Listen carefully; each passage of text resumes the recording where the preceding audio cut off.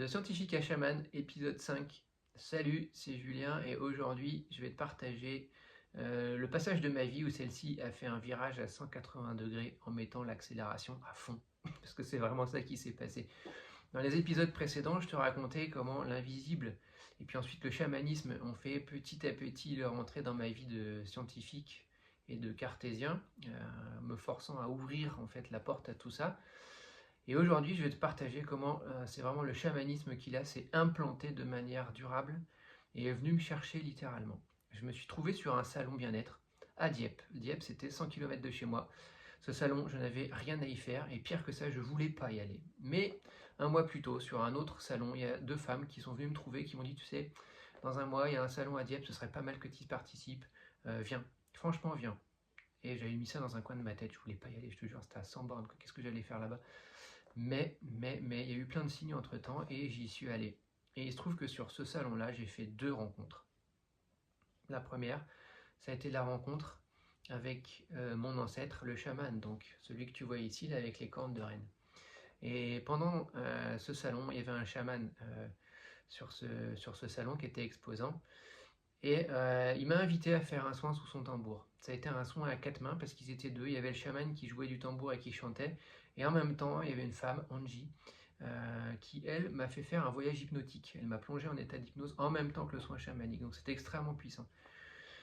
Et pendant ce soin, je suis parti en transe. Mais une transe extrêmement profonde, violente. Je me suis mis à trembler, je me suis mis à hurler.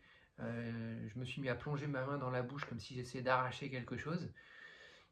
Et pendant cette transe-là, en fait, je me voyais devenir un loup. Littéralement, je courais dans la forêt, je hurlais, et ce loup m'a conduit jusqu'à un village. Et là, en lisière de ce village, il y avait une silhouette qui m'attendait. Et cette silhouette, elle n'arrêtait pas de me dire son nom. Hihanaktuk, Hihanaktuk, Hihanaktuk. Comme ça, elle répétait son nom. Et il se trouve que cette silhouette-là, eh bien, elle avait des cornes de reine comme ça. À l'issue de ce soin-là, quand je suis revenu à moi, quand la transe s'est calmée, Angie m'a pris à part, elle m'a dit, tu sais, pendant que tu étais parti, pendant que tu voyageais, tu t'es mis à parler une langue bizarre. Et cette langue bizarre-là, il y a une deuxième personne sur ce salon qui sait la parler. Elle fait partie des exposants, trouve-la. C'est tout ce qu'elle m'a dit.